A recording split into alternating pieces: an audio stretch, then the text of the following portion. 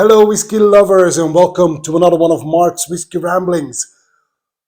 A long time ago, three wise men, they traveled a long distance to the promised land. And I know this sounds like the beginning of a Christmas story, but actually it's not, because these three men were wise because they loved whiskey. And that means that the promised land, of course, was Scotland. They went to Glengoyne, and it's not that long ago, actually. It's in 2010. They went to Glengoyne. These three guys, their names are Koen, Charly, and Glenn, and they visited the Glengoyne distillery. Now, they enjoyed a wee bit of a tour. They enjoyed a blending masterclass, and actually they fell in love with Glengoyne right then and there. And at the time, Glengoyne still had a cask owners program, and they immediately selected a PX cask and had it filled up with spirit. And the plan was to bottle this, and it's still closed. I get to open it.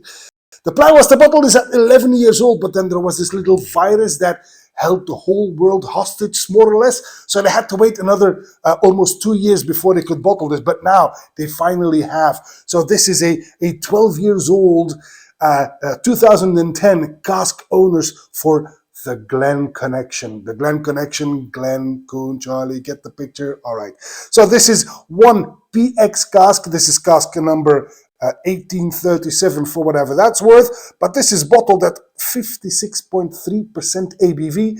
And that cask yielded only, how many? I can hardly tell. 318 bottles. It was bottled in June of this year. And now I have been lucky enough that Charlie, Koen, and Glen offered me this bottle, and I promised them I would give it a go and I would open it while filming. That's always a bit exciting because that means there's no real preparation going on here. But anyway, it's the end of the year. It's look at that color. So I'm sure it's going to be quite good. Like I said, 56.3% ABV, a Glengoyne 12 years old on a PX sherry cask on the nose.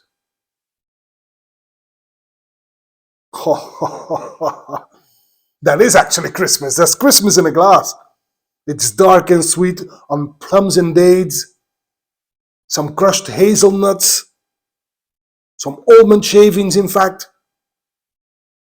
Café Noir cookies. You know those little cookies with the mocha lacing on top? Some gingerbread with almond paste, orange marmalade. This is absolutely stunning. This is very good indeed. If you love sherry drams, this is right up your alley on the palate.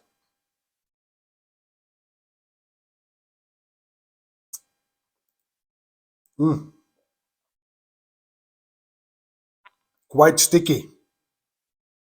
Very layered. Oh, Christmas cake again. Spicy. I get almonds again. Hazelnuts return. All the dark fruit is there.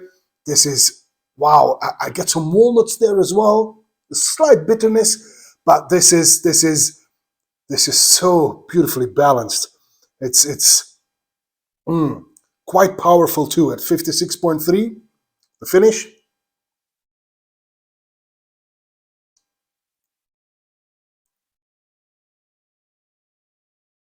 Long, very satisfying. It keeps on giving. But they told me, well, two of the three told me to try it with water. One of them, he was like, don't add any water to your whiskey. And I'm like, don't worry. I was once told by a wise man, a tour guide in Scotland, that if you add too much water to your whiskey, don't panic. Add more whiskey. But I'm just going to add a few drops of water to see what that does to this beautiful cask strength malt. Let me just swirl it around for some integration. Right. So I'm guessing it's diluted by 1, maybe 2% now. Let's give this one a go. It's brighter, if I can say that. But it does not lose any of its complexity. But the oranges and the nuts, those are now a lot more pronounced. It's equally as good as undiluted. Right on the palate.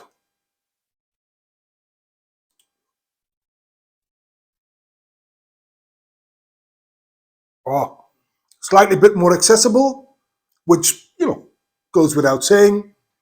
But again, all these layers are there. I get more nuts now, and the walnuts mostly, they jump out at me. But it's also a bit sweeter with a clear caramel note that I did not have before. And that shines through now. Beautiful. It takes water well. And on the finish then.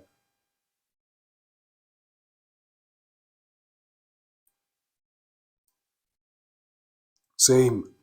Long, satisfying, intense. Slightly drying toward the end. But so beautiful. So beautiful.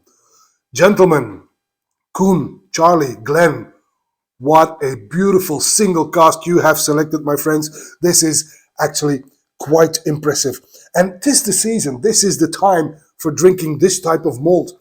This is actually quite impressive. But unfortunately, it's not for sale anywhere. So I think if you want to get hold of this, you never know what happens. If you can get hold of Charly or Koen or Glen, and you suck up to them a little bit, maybe they'll just be willing to part with one of their 318 bottles. But that's it for this Whiskey Rambling, and I just wanted to wish you all a very happy new year, because in a few hours' time, it will be 2024. So now on New Year's Eve, from me at Mark's Whiskey Ramblings, I hope to see it one of my next ramblings real soon, early next year, I promise you that. And until then, I would say, Happy New Year. Bye-bye.